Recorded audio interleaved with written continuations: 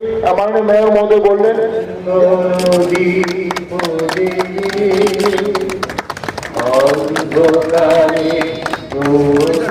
সমস্ত আধিকারিকদের এবং আমাদের আজকের অতিথিদের এই অনুষ্ঠান শুরু করার জন্য